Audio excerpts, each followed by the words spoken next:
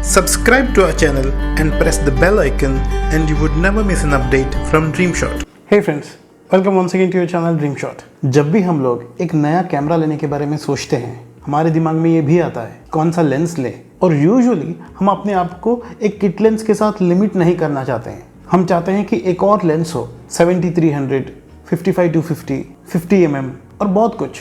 ये सारे ऑप्शंस हमारे दिमाग में आ सकता है। अगर आपको एग्जैक्टली पता है कि आपको क्या करना है, तो हो सकता है कि ये जो एडिशनल ऑप्शन है एक और सेकंड लेंस लेने का, ये सही हो सकता है। लेकिन अगर आप कंफ्यूज्ड हो या अगर आप श्योर नहीं हो कि आपको किस पर्टिकुलर जॉनर में फोटोग्राफी करना है, आई वुड हाईली रिकमेंड कि आप सिर्फ एक ही लेंस लेना, विच इज 1855।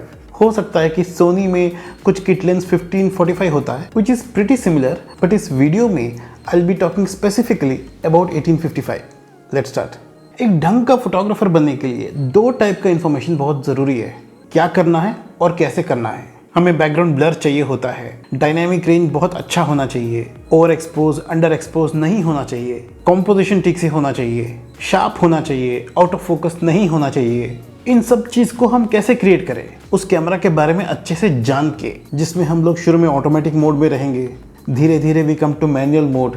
कैमरा में बहुत सारे सेटिंग्स होता है, इवन एक बेसिक DSLR में बहुत कुछ होता है, मीटरिंग मोड से लेके हिस्टोग्राम से लेके auto focus modes, auto focus points, अलग अलग रेजोल्यूशंस। लेकिन हम लोग कुछ ही सेटिंग्स में फिक्स हो जाते हैं। एक 50 mm लेंस लेके जब बैकग्राउंड ब्लर हो जाता है उसी में खुश हो जाते हैं, 55-250 में जब जूम होता है उसी में खुश हो जाते हैं, और जो 90% ऑफ कैमरा का जो सेटिंग्स है उसको इग्नोर कर देते हैं। इसीलिए मैं चाहता हूँ, अगर आपने नया कैमरा लेने के बारे में सोचा है या फिर अभी एक कैमरा लिया है विद किट लेंस, क्योंकि किट लेंस एक चीप ऑप्शन है, वो एक आइडियल लेंस नहीं है, बहुत ज़्यादा ब्यूटीफुल पिक्चर्स नहीं आता उसमें, बट वो एक आइडियल फोकल रेंज कवर करता है। 1855 जो है, it's a very important focal range. आपको अगर लैंडस्केप फोटोग्राफी करना है तो 18 या 24, ये सब कुछ बहुत इंपॉर्टेंट रेंज है। 24 mm में काफ़ी सारे अच्छे लैंडस्केप फोटोज आ जाता है, उससे वाइड भी आप जा सकते हो या फिर उससे ऊपर जा सकते हो फोकल रेंज में, लेकिन that's a very nice range.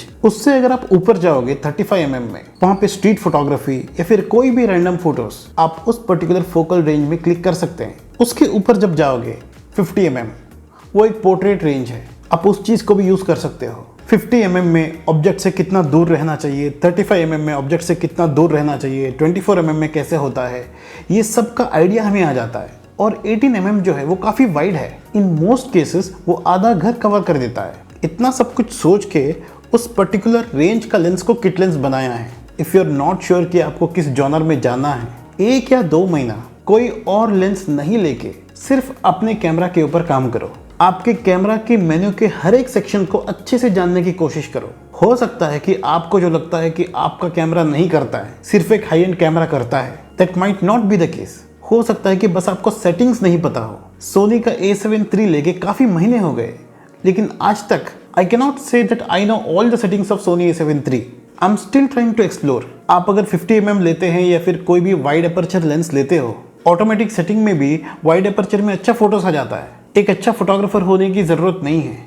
इतने सारे जो कैमरा में सेटिंग है वो इग्नोर नहीं हो जाना चाहिए। पूरा 2 महीना सिर्फ अपने कैमरा पे कॉन्सेंट्रेट करो। अगर पैसा बच गया तो दूसरा लेंस नहीं, ट्राइपॉड ले लो और उसके साथ एक्सपेरिमेंट करो। अपने आप को एक कंडीशन डाल दो, एटलीस्ट 70% ऑफ आपका जो कैमरा का सेटिंग्स है वो जब तक आपको पता नहीं चले, आप सेकंड लेंस नहीं लेंगे। इस पर्टिकुलर चैनल में जो जेनरिक सेटिंग्स होता है, जो कैनन, निकॉन और सोनी के बीच में जो कॉमन चीज़ें होते हैं, उसके बारे में मैं वीडियोस बनाऊंगा। ऑलरेडी मैंने AF मोड्स में बनाया है, but I want to make more such videos, ताकि आप अपने कैमरा के अंदर जो सेटिंग्स है वो अच्छे से जान लो। जब आप बोलते हो कि फोटो शार्प नहीं आ रहा है, जितना भी कोशिश करता हूँ ऑटो फोकस ठीक से नहीं हो रहा है, हो सकता है कि आपको उस पर्टिकुलर सेटिंग के बारे में पता ना हो, जिससे आपका फोटोज बहुत शार्प आ सकता है। तो प्लीज़ उस पर कॉन्सेंट्रेट करो। मेरे चैनल में काफ़ी सारे वीडियोस फ्लैश फोटोग्राफी के ऊपर है। वाइड अपर्चर के बिना कैसे बैकग्राउंड ब्लर क्रिएट करना है वो भी है, लेकिन स्पेसिफिकली कैमरा के सेटिंग्स के ऊपर मैं वीडियो बनाऊंगा।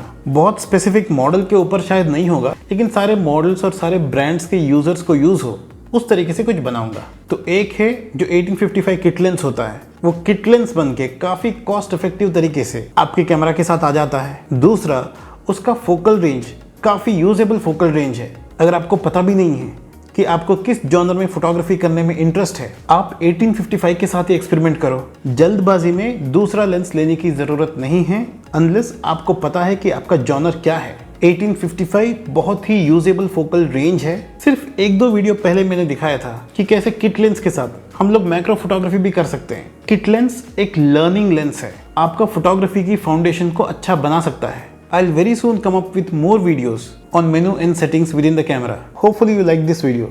If you did, please let me know by hitting that thumbs up. Don't forget to subscribe to my channel. Thanks again. Take care.